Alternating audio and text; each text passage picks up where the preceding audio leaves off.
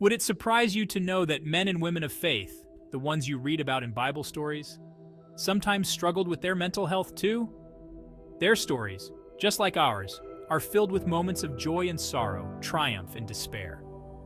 Our language around mental health and diagnoses might be modern, but the struggle itself is timeless. In fact, the Bible is filled with people who knew and loved God and still wrestled with things like anxiety, depression, and suicidal thoughts.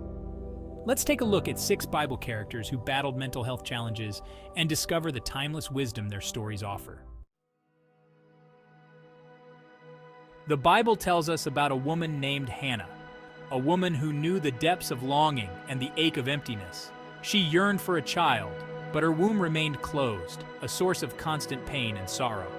Her husband's other wife, Peninnah, had children, and she would constantly taunt and provoke Hannah, rubbing salt in her wounds.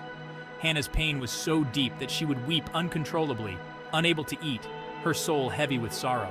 But even in my darkest moments, I clung to my faith. I poured out my heart to God. My tears a testament to my grief, my prayers a beacon of hope. And you know what?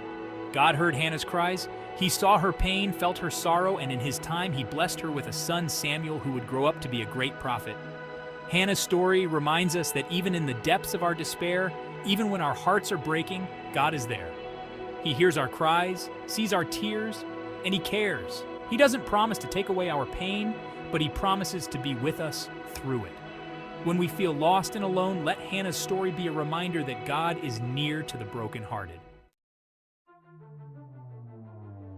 Now let's talk about Elijah. Elijah was a prophet, a giant of faith, a man who stood face to face with kings and performed miracles. He was on fire for God, literally calling down fire from heaven.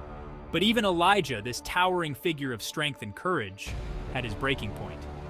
After a tremendous victory over the prophets of Baal, Jezebel threatened his life, and Elijah found himself running for his life, exhausted, afraid, and utterly spent. Have you ever felt that way? Like you've given everything you have and there's nothing left? Like you're running on fumes and the finish line seems miles away? That's where Elijah found himself. It is enough. Now, O Lord, take away my life, for I am no better than my fathers. He was so overwhelmed, so burnt out, that he wished for death. But God, in his infinite compassion, didn't condemn Elijah for his feelings. He didn't tell him to buck up or to pray harder. Instead, he met Elijah in his despair. He provided him with food and rest, taking care of his physical needs first. God understands our humanity. He knows that we are dust, that we get tired, that we get overwhelmed.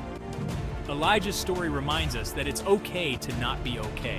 What matters is that we turn to God, even in our darkest moments, and allow him to minister to us, to provide for us, and to restore our souls.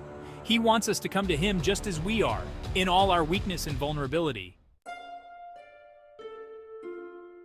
Job's story is perhaps one of the most difficult in the Bible. Here was a man who was described as blameless and upright, one who feared God and turned away from evil. He had it all: wealth, a loving family, a good reputation, and then, in the blink of an eye, it was all ripped away. He lost his livestock, his servants, and most tragically, all 10 of his children, in a series of devastating events. Job's world was shattered. The pain he must have felt, the depth of his grief, is almost unimaginable. He tore his robe, shaved his head, and fell to the ground in despair, crying out, "Naked I came from my mother's womb, and naked shall I return. The Lord gave, and the Lord has taken away. Blessed be the name of the Lord." Job's friends came to comfort him, but their words, instead of offering solace, added to his pain. They insisted that his suffering must be a punishment for some hidden sin, that he must have done something to deserve such a fate. But Job maintained his innocence. He knew in his heart that he had not strayed from God. He wrestled with God, questioned him, argued with him, pouring out the raw anguish of his soul. Job's story doesn't offer easy answers. It doesn't explain why bad things happen to good people. But it does show us the importance of honesty with God. It reminds us that it's okay to question, to doubt, to rage against the pain. God can handle our anger. He can handle our doubts. He's big enough to handle it all. And in the midst of our suffering, he promises to be near, to walk with us through the valley of the shadow of death, and to bring us out on the other side. Now let's talk about David, the shepherd boy who became a king, the giant slayer, the poet, the musician. David, a man after God's own heart, was also a man of intense emotions. Throughout his life, he experienced the highest highs and the lowest lows, and he poured out every bit of it in his psalms. In his psalms, we see David's heart laid bare, we see his joy, his gratitude, his love for God, but we also see his fear, his anger, his despair. He doesn't shy away from the difficult emotions. He brings them all to God, raw and unfiltered. Think about Psalm 22, for example.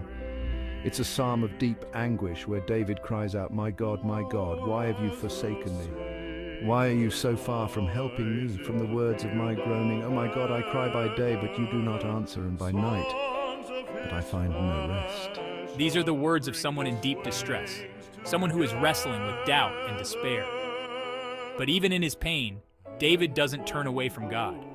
He continues to cry out to him, to seek his face, to cling to the hope that God hears him. David's Psalms teach us that it's okay to feel deeply.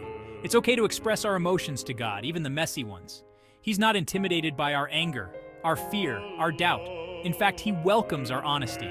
He wants us to come to him just as we are, with our hearts wide open, pouring out our souls to him. Like David, may we learn to be people of authenticity, expressing the full range of our emotions to God. He is big enough to handle it all and loves us unconditionally, no matter what we're going through. Now let's talk about Jonah. We all know the story of Jonah and the whale, but have you ever considered Jonah's emotional journey? Here was a prophet who received a direct command from God. Go to the city of Nineveh and preach against their wickedness. Now Jonah wasn't exactly thrilled about this assignment. He didn't want to go to Nineveh. He knew that the Ninevites were notorious for their cruelty, and he probably feared for his own safety. So, what did he do? He ran. He boarded a ship headed in the opposite direction, trying to outrun God's call. Of course, we know that you can't outrun God. A storm arose, the ship was about to break apart, and Jonah, realizing that he was the cause of the tempest, ordered the sailors to throw him overboard. Swallowed by a giant fish, Jonah spent 3 days and 3 nights in the belly of the beast.